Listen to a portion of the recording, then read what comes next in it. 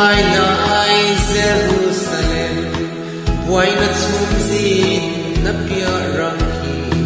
lungai riam vai ra thei fa te eng thon na ram khi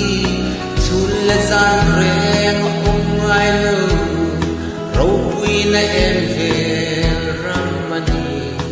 mangai lal nun ne man katan abuan say ram hi o pui moi mangai lung du kim na ram tu mi ta lo beram lo me en ve ram moi tu ram ta sak tua la ya le ten he ve ram re ingai lo me ram no dia lu ka fakin ne na la moi an sa kadung nat na le ram hianin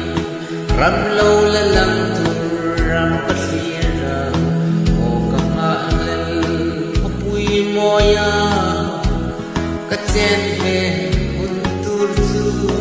kadam lai ni te atlang in beram no hia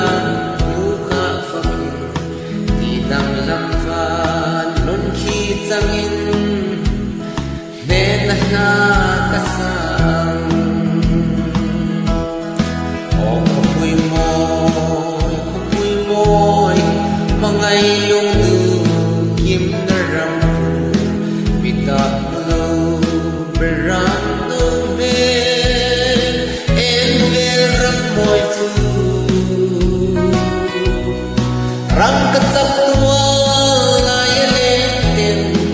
he mo ve ram re ingai lo me ram no lia tu ka fakin ne na la moi an sa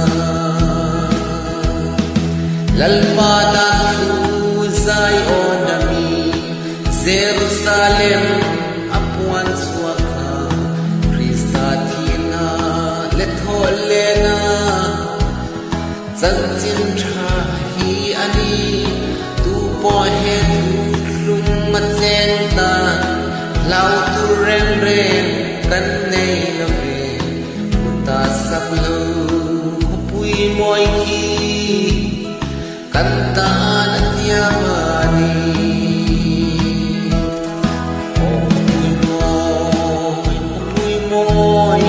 mangai lung du kim na ram tu mi ta lo beram no me en ve ram moi